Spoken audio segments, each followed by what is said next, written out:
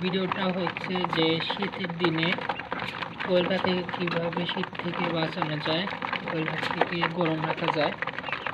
তো দেখেন আমি একটা সিস্টেম করছি যে চারিদিকে হচ্ছে নেটে হচ্ছে রাত যেহেতু এখন খুব বেশি ঠান্ডা, এই জন্য আমি চারিদিকে হচ্ছে টিভি দিয়ে বন্ধ করে দিয়েছি।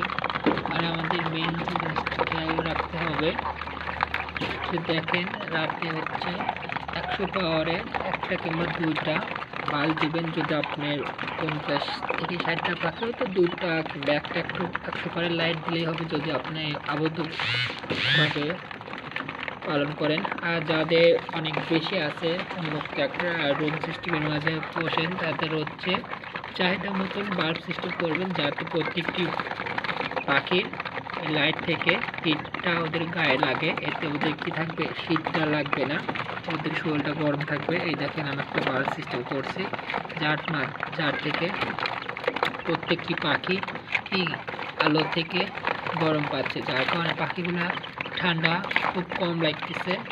কারণ এখন বর্তমানে হচ্ছে যেহেতু শীতের সিজন, এই টাইমে পাখিদের শীতের লেগে ওদের ঝিমুনি রোগটা হয় এবং ঠান্ডায় গা হচ্ছে ফুলিয়ে রাখে। এই বিষয়গুলো এখন ওদের খুব যত্ন সহকারে রাখতে হবে, টেক কেয়ারটা একটু বেশি করতে হবে। তো অবশ্যই এই বিষয়টা খেয়াল করবেন। 100 পাল্পের বা যারা যেরকম আবদ্ধভাবে পালন করেন তারা চাইলে 100 পাল্পের বাল একটা দিলেই হবে।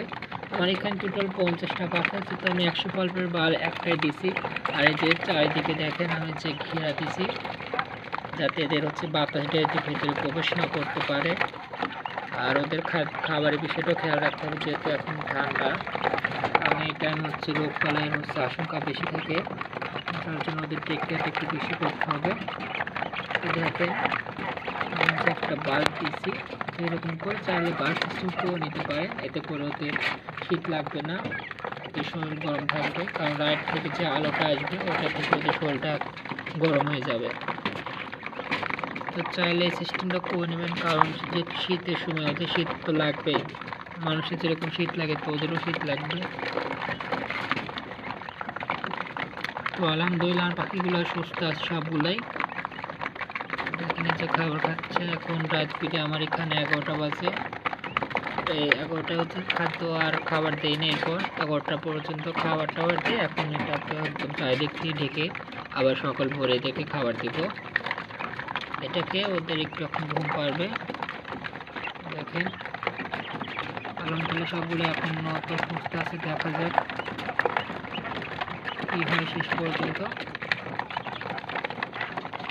আজকের ভিডিওটা এই পর্যন্তই। তো যে বিষয়গুলো বললাম অবশ্যই যারা এইগুলো সিস্টেম করে নিতে পারেন চাইলে, এতে করে এদের শীতটা কম লাগবে। আল্লাহ হাফেজ। আর আমার পেজটা সবাই ফলো করবেন, যেহেতু আমার নিউ পেজ, সবাই সাপোর্ট দেবেন, ফলো করবেন অবশ্যই, বেশি বেশি শেয়ার করে দিন আপনার বন্ধুবান্ধব যারা সবাই অনুপ্রাণিত হতে পারে কিংবা কিছু আইডিয়াস শিখতে পারে। তো শেয়ার কমেন্ট করবেন অবশ্যই।